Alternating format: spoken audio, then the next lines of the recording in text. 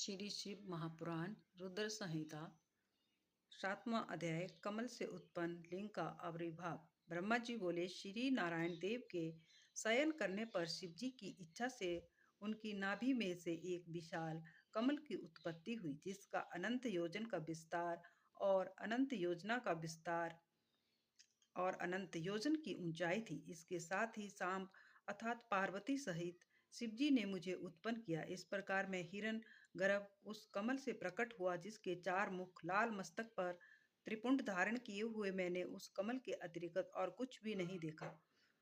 उस समय मुझे कुछ भी ज्ञान नहीं था, जिससे मैंने न तो यह जाना कि मैं कौन हूँ और मुझे किसने उत्पन्न किया है। कुछ ही क्षण पश्चात मुझे बुद्धि प्राप्त हुई और कमल के नीचे मैं अपने कर्ता को ढूंढने लगा। है मुने, तब एक एक नाल को पकड़ता हुआ 100 वर्ष तक मैं नीचे को चला, किंतु मैंने वहां भी कमल की जड़ को नहीं पाया। फिर मैं कमल के ऊपर जाने की इच्छा करने लगा।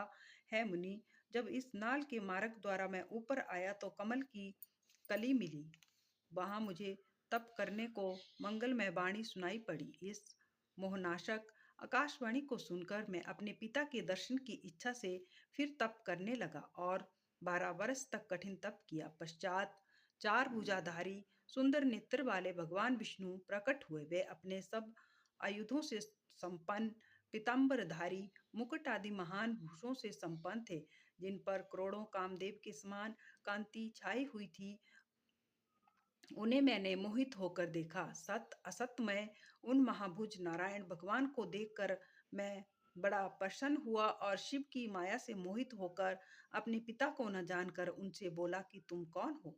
फिर मैंने अपने हाथ से उस सनातन पुरुष को जगाया, परंतु मेरे तीव्र हाथों द्वारा जगाए जाने पर भी वह क्षण मात्र के लिए ही जागे और मुख से बोले कि तुम निर्भय हो जाओ, मैं तुम्हारी संपूर्ण कामनाओं को पूर्ण करूंगा। हे देव ऋषि, तब उन मुस्कुराते हुए विष्णु जी से ऐसे वचन सुनकर रजोगुण से विरोध मानकर मैंने उन जनार्दन से कहा कि है निष्पाप, क्या तुम नहीं जानते कि मैं सबके संहार का कारण हूँ और तुम शिष्य जैसा मुझ पर शासन करते हो। मैं साक्षात जगत का कर्ता, प्रकृति का प्रवर्तक, सनातन, अज, ब्रह्मा और विष्णु से उत्पन्न होने वाला और विश्व की आत्मा हूँ। वेद मुझे स्वयंभू, स्वराट, परम श्रेष्ठी और श्रेष्ठ कहते हैं। नारद, जब मैंने ऐसा कहा तो रमापति भगवान मुझ पर बहुत क्रुद्ध हुए और कहने लगे कि अवश्य तुम लोककर्ता को मैं जानता हूँ, परंतु तुम तो मेरे ही अविनाशी अंग से उत्पन्न हुए हो।